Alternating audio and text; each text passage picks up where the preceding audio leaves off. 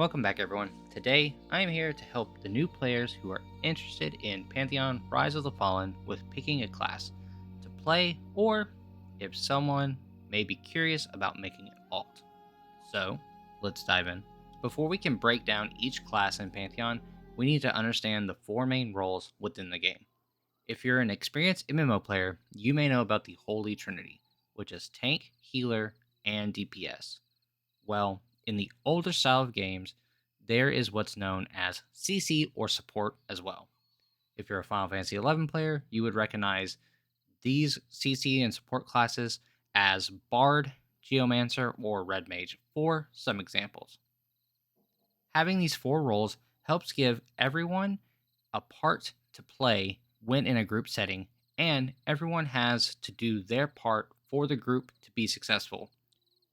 These are also not hard set roles, so if you have some overlap in your group composition, then no worries. I have had warriors doing DPS and shamans doing DPS as well before in groups.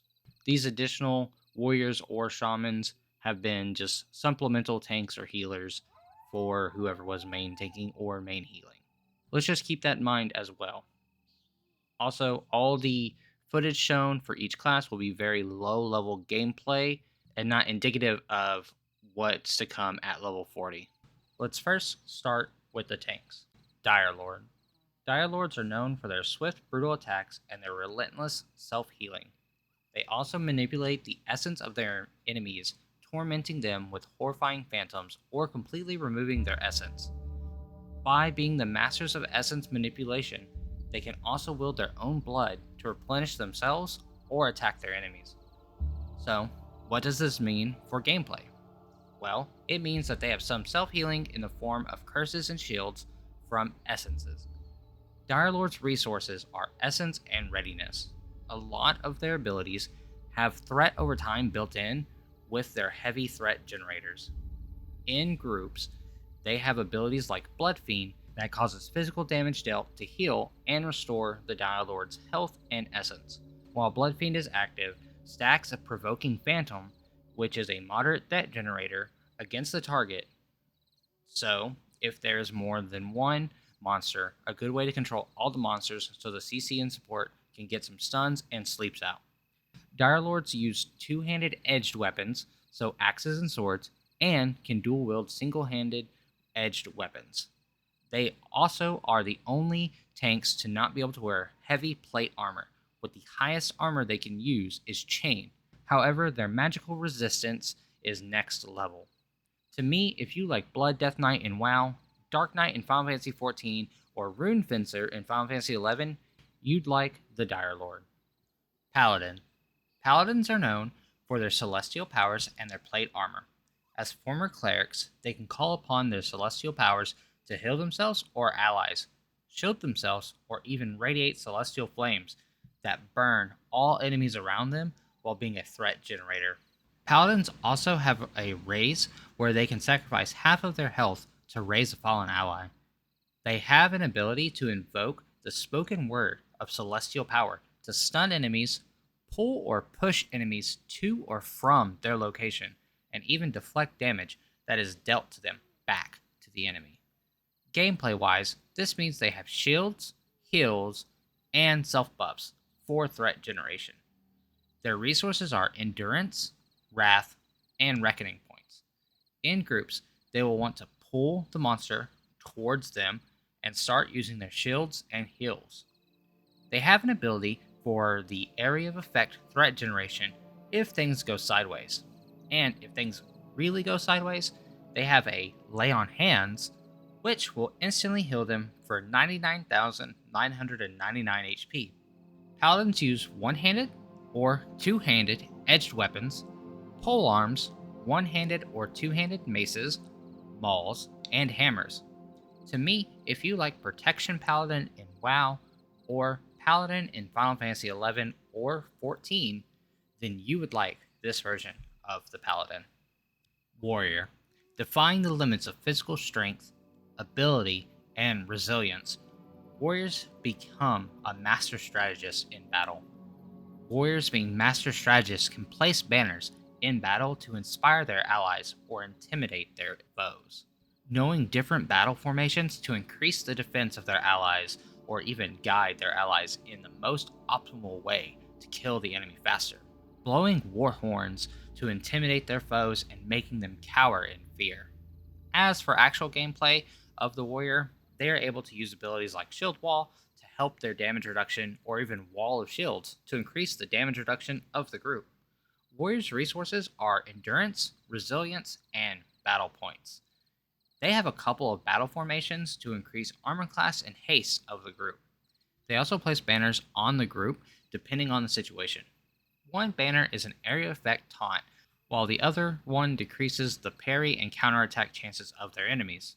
These banners also have beneficial effects to their allies, like decreased duration of crowd control effects and increasing the hit rating. Warriors also have a way to break crowd control on themselves with abilities like Breaker's Roar. Warriors use armor up to heavy plate with shields, but they can also use essentially every weapon. If you like Protection Warrior in WoW or Warrior in Final Fantasy XIV, you would like this version of the Warrior. Now that we have the tanks out of the way, I want to take a moment to say at the time of this recording, there's only 2 playable healers. Even though Druid is on the website, it is not playable, but hopefully soon. With that being said, let's talk healers. Cleric. Clerics mastered the restorative arts of their order. They are able to enhance and inspire their allies using powerful signets, writs, and ethereal armors. Some master clerics have been mistaken for celestials themselves. As for gameplay, clerics are your shield and heal healers. Clerics' resources are mana, celestial power, and celestial bond. They are able to use abilities like Word of Light that provides a shield to their allies. They also have gifts to increase various stats and also awakening abilities that will also do the same. Signet abilities like Signet of Utility can decrease threat generation of an ally. In a group setting, they will be healing with providing some DPS as they can. Clerics also have a Resurrect that will decrease the experience loss by a percentage. Clerics can wear up to light plate armor and use shields. Like Paladins, they are able to use 1- and 2-handed maces and hammers, while also being able to use some staves. If you like Holy or Disciplined Priest in WoW, White Mage or Scholar in Final Fantasy XIV, then I believe you would like Cleric. Shaman. Shamans have a unique gift of discerning the ancestry of friends or foes, and while wielding this knowledge in the form of powerful boons or banes. As for gameplay of the Shaman, they are a heal over time or hot healer, and their only resource is mana. Shamans have so many buffs in comparison to Cleric, especially early on, that makes them very beneficial to have around. They have a lot of damage over time or dot abilities as well, which allows them to be able to have a steady stream of damage going to their enemies. In a group, Shamans will be your healer, using abilities like Mantle of the Stream or Mantle of Mist, which heals the target initially, then does more healing over time. Shamans have a raise as well that will restore them to a percentage of their maximum health. Shamans can wear up to leather armor and wield various weapons like daggers, spears, and staves. If you like Restoration Druid or Restoration Shaman in WoW, then I believe you will like Shaman. Now, we have 2 of the vital roles of the game covered. Let's cover what could arguably be just as viable. Let's talk CC and supports. Enchanter. Enchanters through a single word can turn the intent of an enemy and break even the strongest of wills into submission. Whether through trickery or coercion, enchanters are adept at controlling the battlefield and forming order out of chaos. Gameplay-wise, enchanters will be providing damage while keeping an eye out for anything that needs to be crowd controlled or CC'd for short. And their only resource is mana. They have abilities like Fascinate, which mesmerizes an enemy, incapacitating them. They have an AoE stun ability that will affect up to 4 enemies at once. Enchanters also have a mana restoring ability like Rend the Mind, or simply increasing mana regeneration rates with Whisper of Tyseer. They even have a threat shedding ability with Thought Thief. Enchanters can wear cloth armor with arcane shields and wield daggers and staves. If you like being able to control the flow of battle, enchanters are for you. These aren't a perfect match, however, if you like arcane mage in WoW or bard in Final Fantasy XI, you would like the enchanter. Necromancer. Consumed by an ever-descending plunge into forbidden magic, necromancers are able to summon and command powerful undead minions.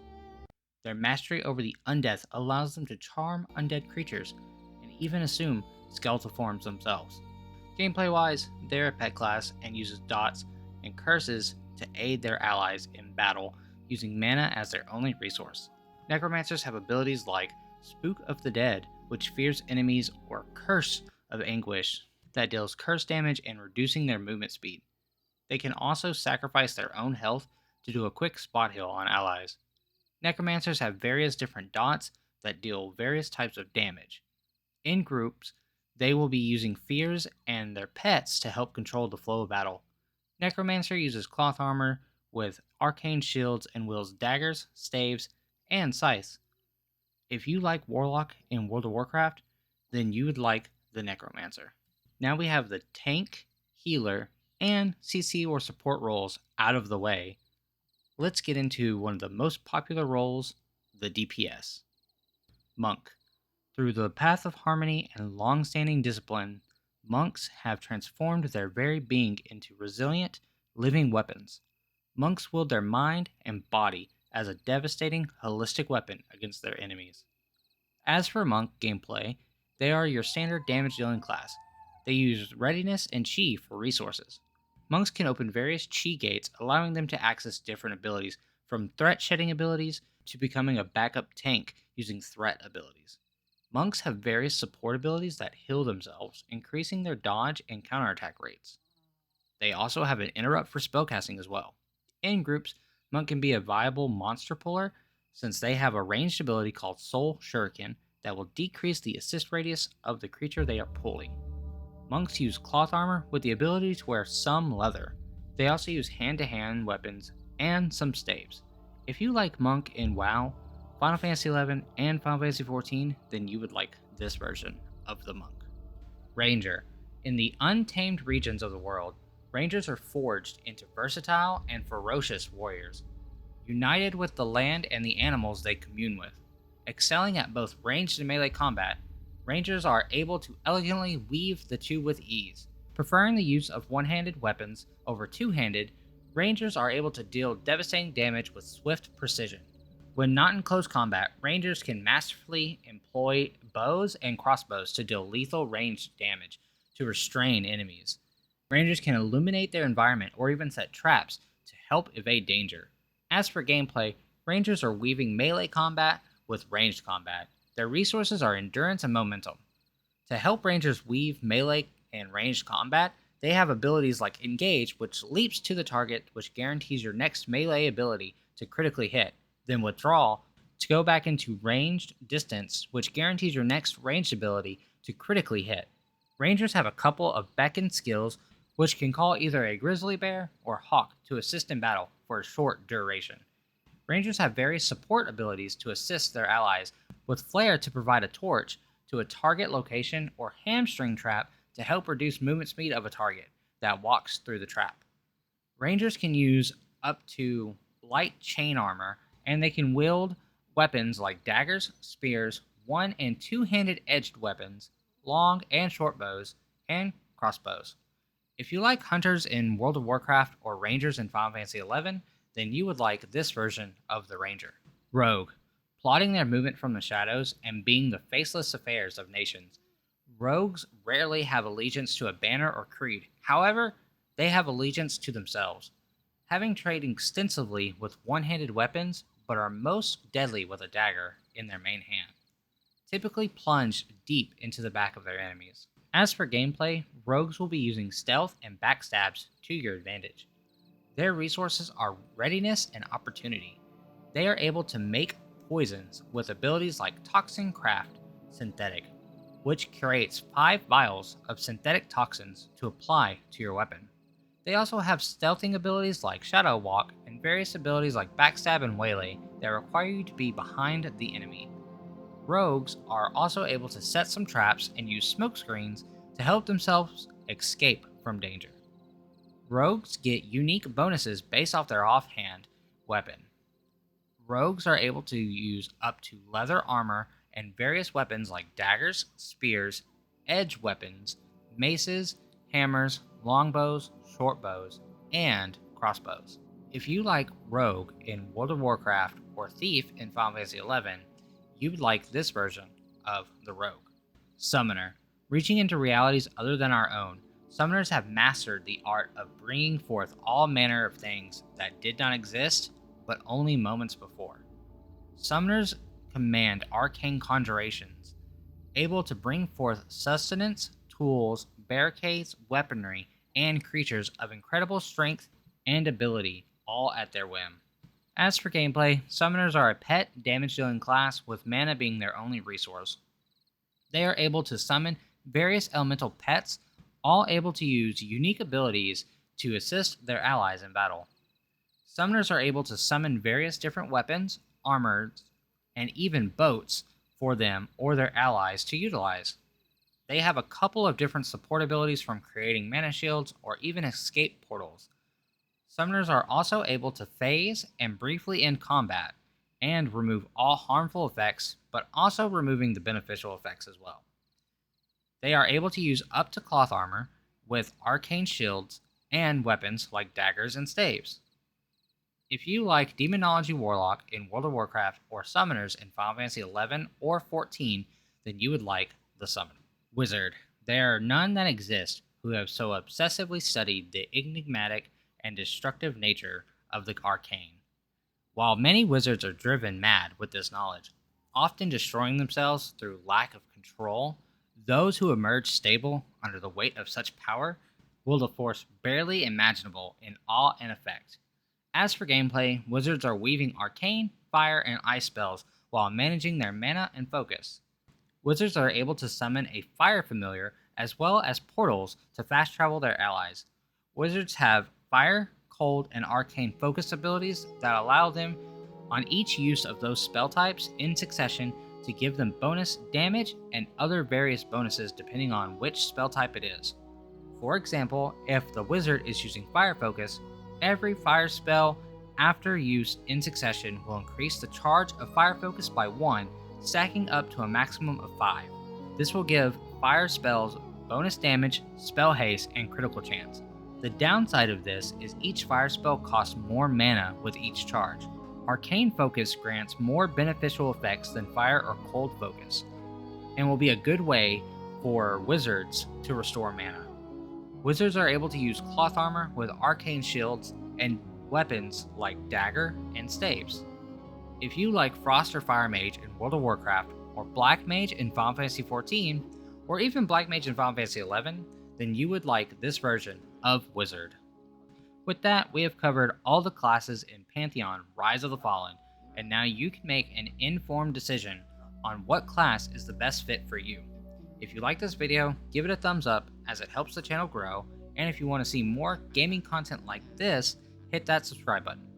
Comment down below with what class you plan to play. Join us every Wednesday from 9 p.m. Central Standard Time to 11 p.m. Central Standard Time right here on YouTube and over on Twitch at twitch.tv/ZeroHunter123, where we play a variety of games. Hope to see you again soon.